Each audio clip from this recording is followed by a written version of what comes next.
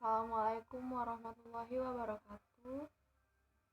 Saya Susi Fitrianti dengan NIM C0C0229. Di sini saya akan memaparkan materi tentang akad ijarah. Pengertian akad ijarah menurut Syed Sabiq dalam fikih sunnah, al-ijarah berasal dari kata al-ajru yang berarti al-iwadu atau ganti atau kompensasi. Ijarah dapat didefinisikan sebagai akad pemindahan hak guna atau manfaat atas suatu barang atau jasa dalam waktu tertentu dengan pembayaran upah sewa atau ujrah tanpa diikuti dengan pemindahan kepemilikan atas barang itu sendiri.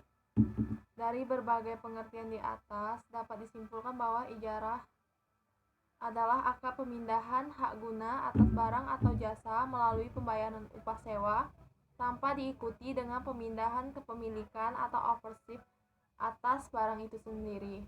Transaksi ijarah didasarkan pada adanya perpindahan manfaat.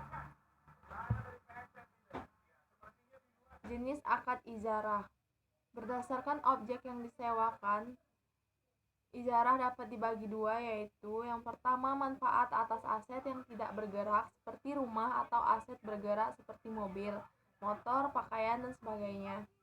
Yang kedua, manfaat atas jasa berasal dari hasil karya atau dari pekerjaan seseorang.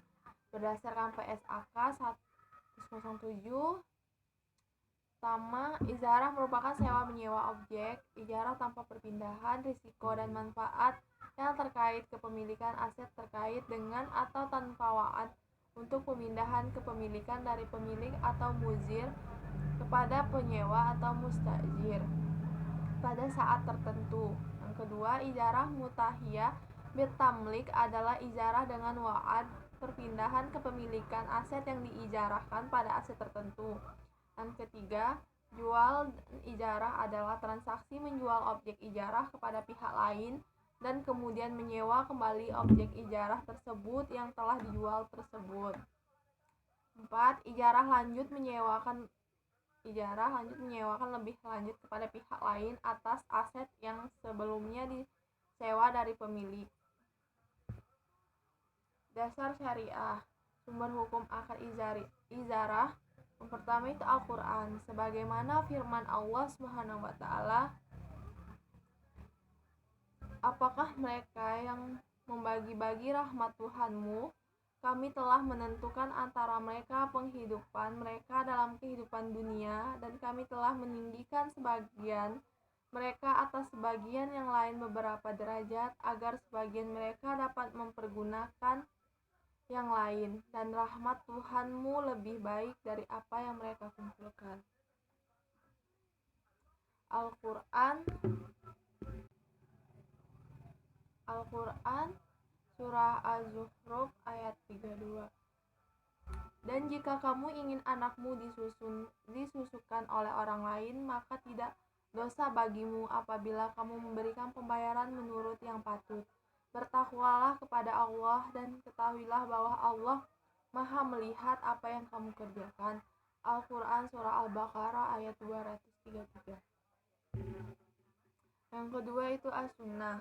Diriwayatkan dari Ibnu Abbas bahwa Rasulullah SAW bersabda, berbekamlah kamu, kemudian berikanlah olehmu upahnya kepada tukang bekam itu.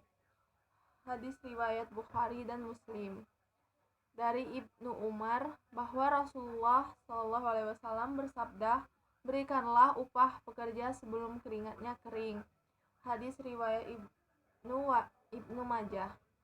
Dari Ibu Hurairah dari Nabi SAW, beliau bersabda, Allah Ta'ala berfirman, ada 3 golongan yang pada hari kiamat atau kelak aku akan menjadi musuh mereka. Pertama, seorang laki-laki yang mengucapkan sumpah karena aku, kemudian ia curang.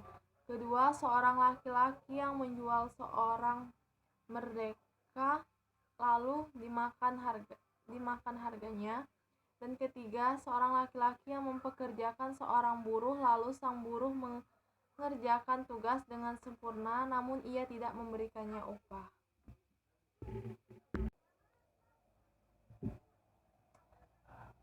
Perlakuan akuntansi atau PSAK 107.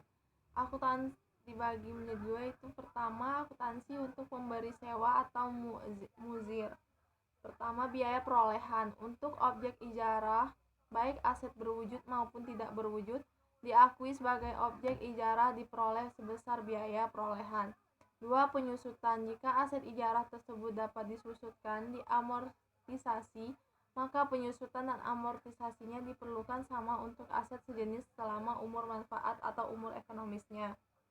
Dan 3. Pendapat sewa diakui pada saat manfaat atas aset setelah diserahkan kepada penyewa pada akhir pelaporan. 4. Biaya perbaikan objek ijarah adalah tanggungan pemilik. 5. Perpindahan kepemilikan objek ijarah dalam ijarah mutahiyah bitamlik dengan cara pertama, hibah. 2. Penjualan sebelum berakhirnya masa. Dan keenam, penyajian. Pendapatan ijarah disajikan secara neto setelah dikurangi beban-beban yang terkait, misalnya beban penyusutan, beban pemeliharaan dan perbaikan, dan sebagainya. Ketujuh, pengungkapan. Pemilik mengungkapkan dalam laporan keuangan terkait transaksi ijarah dan ijarah mutahiyah bitamlik. Menurut akuntansi untuk penyewa atau mustajir. Yang pertama, beban sewa diakui selama masa akad pada saat manfaat atas aset telah diterima. Kedua, biaya pemeliharaan objek ijarah yang disepakati dalam akad menjadi tanggungan penyewa diakui sebagai beban pada saat terjadinya. 3. Perpindahan kepemilikan dalam ijarah mutahiyah bitamlik dengan cara itu pertama, hibah. Kedua, pembelian sebelum masa akad berakhir, pembelian setelah masa akad berakhir, dan terakhir pembelian objek ijarah secara bertahap.